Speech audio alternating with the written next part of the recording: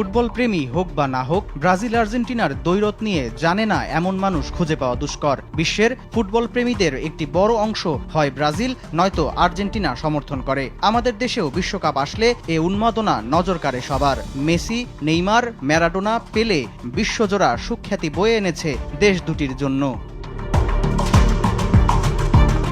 এবার ফুটবলকে একটু পাশে রাখি। গেল ৭ অক্টোবর থেকে গাজায় বর্বর হামলা চালিয়ে আসছে ইসরায়েল। মৃত্যু মাতমে শিউরে উঠছে গোটা বিশ্ব।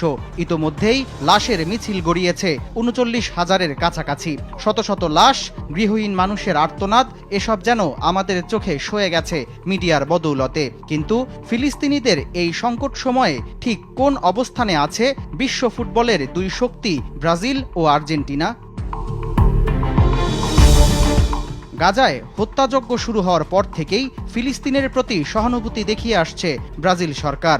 গাজা ইস্যুতে ইসরায়েলের সঙ্গে কূটনৈতিক সম্পর্ক ছিন্ন করতে ব্রাজিলের প্রেসিডেন্ট লুলা ডি সিলভা গেল মে মাসে ইসরায়েল থেকে ব্রাজিলের রাষ্ট্রদূত প্রত্যাহারের সিদ্ধান্ত নেন। এছাড়াও ফিলিস্তিনের সঙ্গে মুক্ত বাণিজ্যের ঘোষণা দিয়েছে ব্রাজিল। দক্ষিণ আমেরিকার দেশগুলোর বাণিজ্য বিষয়ক ফোরাম মার্কোসুর ট্রেড ব্লকের সম্মেলন চলাকালে ফিলিস্তিন সরকারের এক প্রতিনিধির সঙ্গে এ চুক্তি স্বাক্ষর করেন ব্রাজিল প্রেসিডেন্ট। এদিকে ২০১০ সালেই ফিলিস্তিনকে স্বাধীনতার স্বীকৃতি দিয়েছে ব্রাজিল।